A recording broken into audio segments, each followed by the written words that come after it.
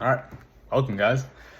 So to start off with, I'm not going to pretend that I know what it means to be a man or what you should do in order to be a man.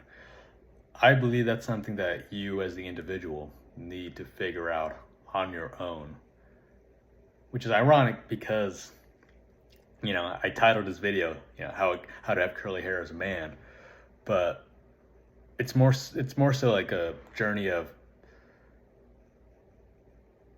experience and how to become a man, to really bring out that inner masculinity that you if you have curly hair that you have, because I think at the end of the day that's what masculinity in its essence is a man trying to be himself and be as free as possible, not to be constrained by what others think about him or what society expects him to be. So give me one moment. I am going over my notes. Funnily enough, I spent the past hour recording another video, but the computer decided to fuck up on me. So that's something else entirely. So what I'm inviting you to do is to embark on what Rogelio Samsons coins as an awesome mane journey. And you might be asking, what is an awesome mane? I feel like my mane is getting pretty cool. I feel like there's a long way to go.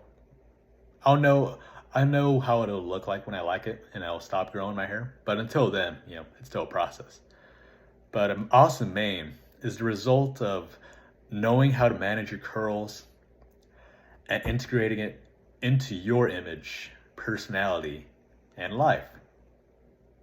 And that's one thing I've been noticing too, is that I feel like ever since I started growing my hair, like late 2021, I've been embarking on this, spiritual quest on what it means for me to be a man. Not really necessarily what it means to be a man, but what's the type of masculinity that I want to embody, that I want to be.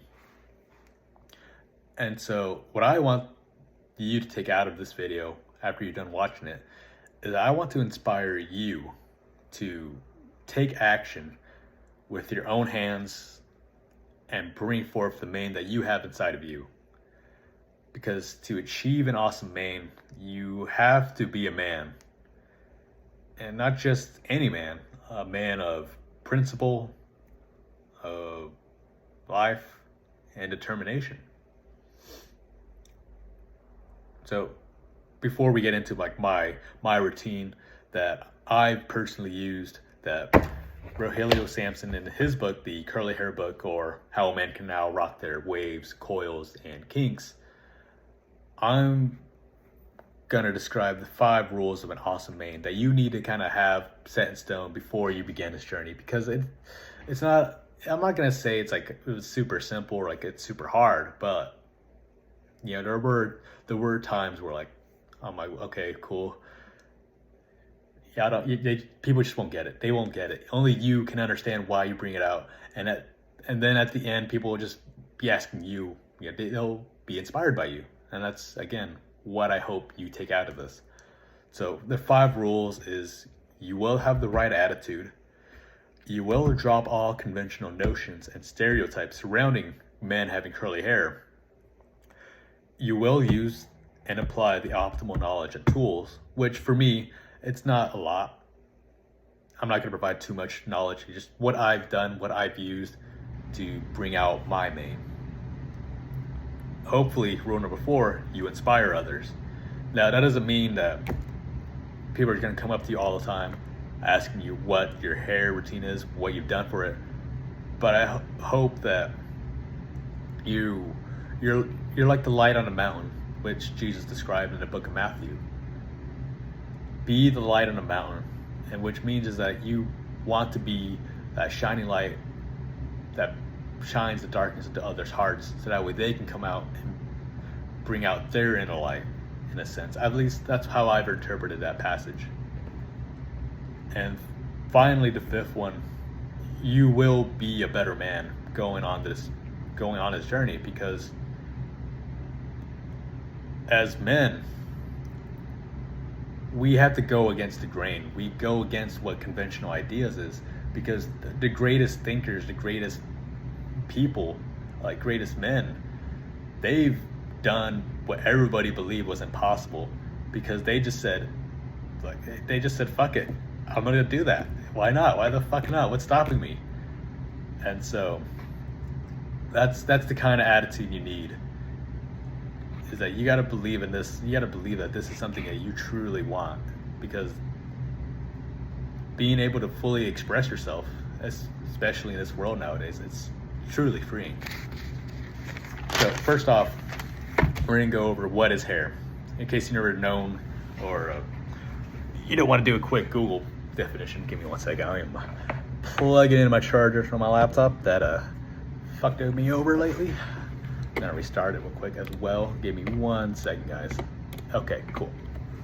So hair is a type of biomaterial that our bodies produce to keep us warm and protect the skin. Hair that grows in the scalp is primarily composed of a protein called keratin, and the whole length of the individual hair is called a strand. Now, in the scalp, a single hair strand grows from a follicle, a tiny pocket derived inside the scalp. Now, the process of how a hair strand grows is that new hair material is being continuously added to the hair shaft from inside the follicle. Thus, your hair effectively grows from the follicle, and any new hair growth will be visually manifested at the base of the new hair. So why is that important? Why is that part important? Well, typically, hair grows about half an inch a month. And so for straighter haired individuals, it might take them a year to grow shorter, honestly, hair that could reach down to your back, because it doesn't go all these curls, which takes up more length. For curly haired guys, to grow an inch for a straighter hair, it might take 2 months. It'll take 2 months. But for curly haired guys, it might take 4 months, maybe 3. It depends on how curly your hair type is. And so leading into the curl types, there's typically 5 types. You have your wavy hair. Give me 1 second, I'm getting out the table so we have an idea of what they are. So from 1 to 5, you have your wavy hair, wavy loose curls, coiled ringlets, kinky curly, kinky afro, and that's your 5 types. To give you an idea on what they look like on person, is that you can look up Hugh Grant, Antonio Banderas, George Clooney. They have wavy hair. For type 2s, you have your Adrian Grenier, Matthew McConaughey, Nick Jonas. Type 3s, you got your Will Ferrell, Justin Timberlake, John Turturro. 4s, Corbin Blue, Jaden Smith, Troy Polamalu. And then for your 5s, you got Cuba Gooding Jr., Will Smith, Morgan Freeman. You can kind of imagine, of course, it just gets curlier and curlier and curlier as we move on through the types. And so, how is that important?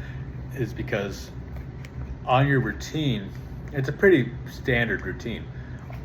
All you got to do is jump in the shower, use a shampoo with your fingers to clean your hair, rinse the shampoo, apply conditioner to your hair, rinse the conditioner, get out of the shower, dry your hair off, and use whatever hairstyle product that you need that can get your hair, get the back some voluminous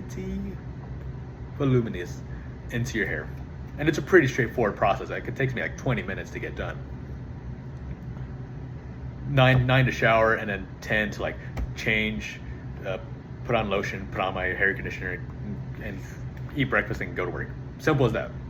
Not a convoluted 50 million products. You don't have to blow dry your hair. You don't got to do all that stuff. All you got to do is, can you do this motion with your fingers? That's literally all you need to do. And so there are 3 stages: your cleaning stage, your conditioning stage, and your styling stage. In your cleaning stage, there's 2 methods: shampooing and then sebum coating method. With shampooing, we've been told a lie that for curly haired guys, we got to shampoo just as frequently as straight haired guys, and that's false. The reason being is that for naturally, we humans, we develop an oil called sebum on our hair, and it naturally gives us that voluminity in our hair. In the comments, like if someone's watching this, like please tell me like if I'm using the right word or what the correct word is. It doesn't feel right. Voluminity does not feel right, but I'm gonna keep using it. Okay, so anyways, see, for straighter hair individuals, like when the head produces sebum, it's going to naturally flow from the base to the root to the tip of the hair, because as a fluid, it's going to follow the path of least resistance. So naturally, like, and you're probably seeing like some guys like super greasy hair, and that's because they just haven't shampooed as frequently as they should have. Now, for curly haired individuals, when the scalp produces sebum, it kind of goes a certain distance, and then right when it hits a first curl, it stops. It doesn't spread to the tip of your hair because, like I said earlier, fluid takes the path of least resistance, meaning it's super fucking lazy. It doesn't want to work hard. It just wants to have an easy life and just coast through it. And so what you got to do first is that before you shampoo, before you do anything, is practice the sebum coating method. And so what that is basically you just take the hair from the tip, from the base of your head, base of your scalp, and then you're just rubbing it all the way down to the tip of your hair, all for all these strands and locks of hair, all throughout your head. And what you're doing is for what straight hair people don't have to do, because the sebum will naturally just flow down, you have to spread that sebum naturally, and that's what's going to give you that natural curl. That's what's going to prevent it from drying out and being frizz and looking what Rogelio Samsons also coins as a dead rat look. And you probably know what I'm talking about if you have curly hair and you failed with previous attempts of getting growing out your curly hair, is that you'll just have like frizz and it's just dry. It feels like hay. I remember when I was a kid in elementary, the kids would rub my hair and I'd be like, man, why is your hair like feels all wiggy? I'm like, fuck, I don't know. I think I'm cleaning my hair right. But looking back on it, like I was just shampooing way too much and I just wasn't properly using conditioner. That's all. Like, and that's the thing. Like, you never know. Like, no one teaches you how to properly maintain curly hair. So that's my first tip: is practice the sebum coating method, and then really try to spread out that oil naturally. Second thing is, you do still gotta shampoo. Now, fuck. Let me put this book away. Okay, you still gotta shampoo because you don't want to have too much of a buildup of sebum. Because, like I said earlier, with straight hair guys that have greasy hair, the same can apply to you. So you really gotta like refresh it, restart it, bring it. It's like trimming a bush, You're just bringing it back to maintenance levels. And so personally, I use Dr. Squatch Cypress Coast shampoo. I was using their soaps, but they're kind of getting memey now. So but the shampoo is really good. I bought this like a year ago, and I still have the same bottle.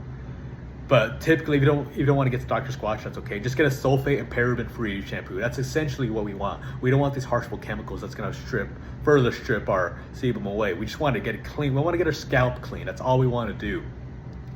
And so when you shampoo, the frequency depends on your hair type. The more wavier your hair is, the more frequent you're going to have to shampoo.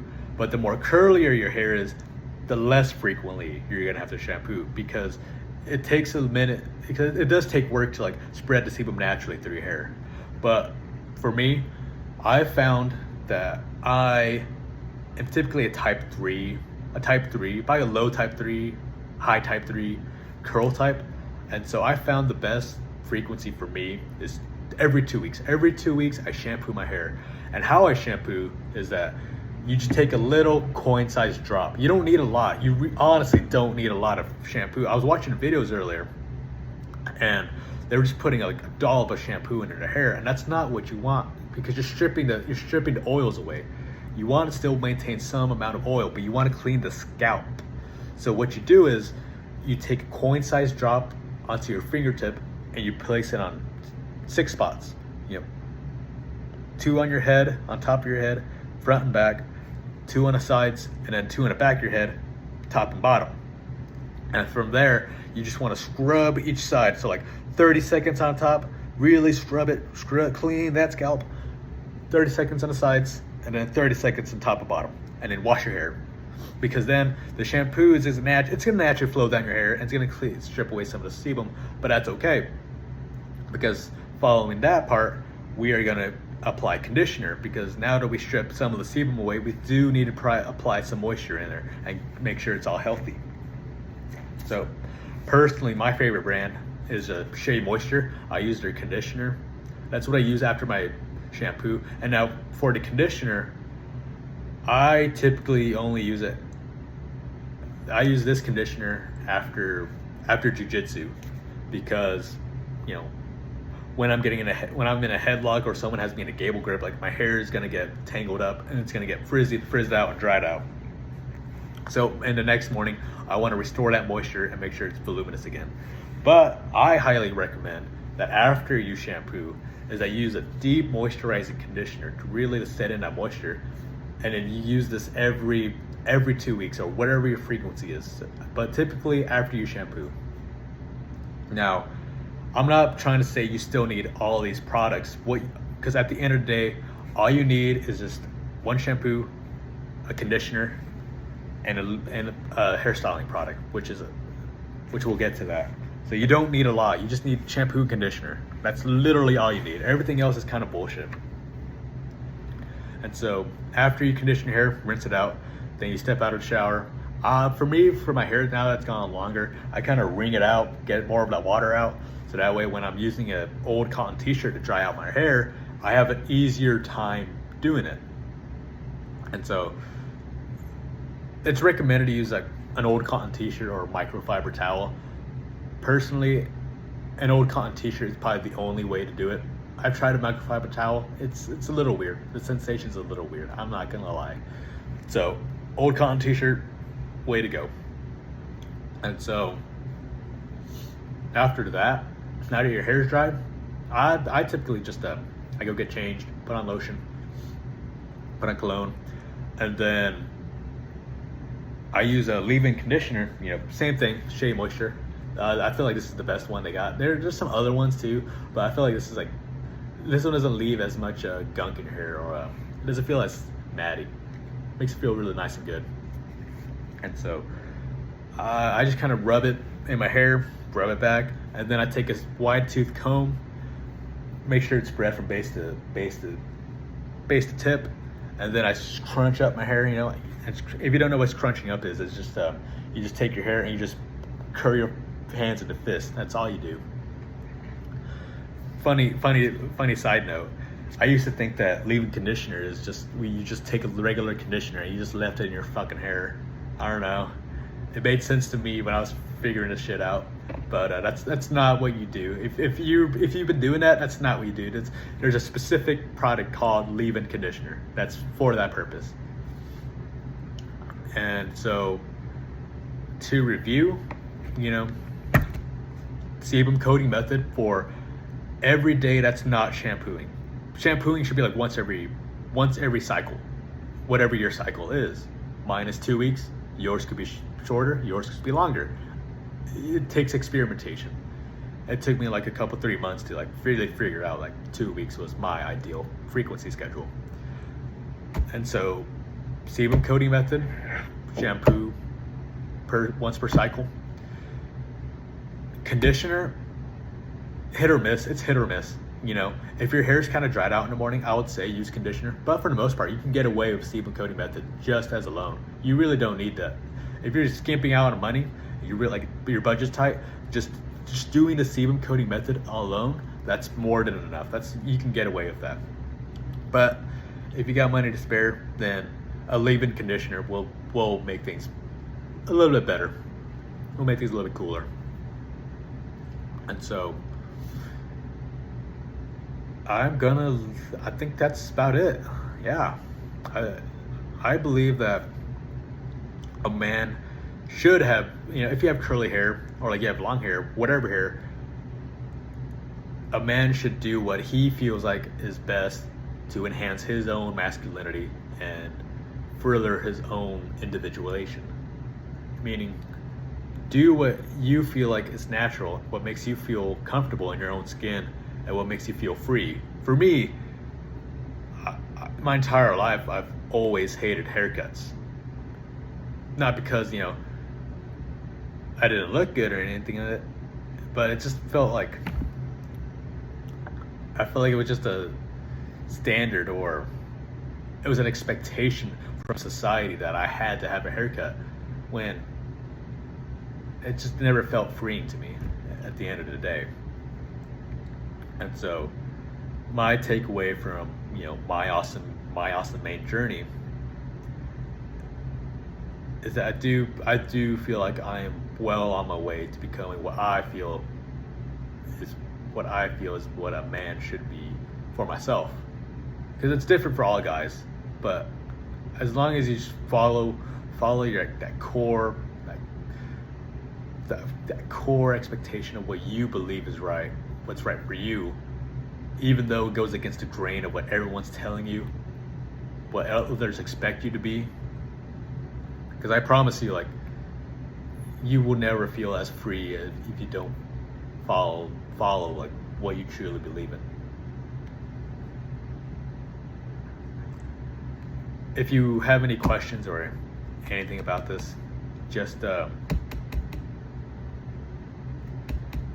I'm gonna provide a link.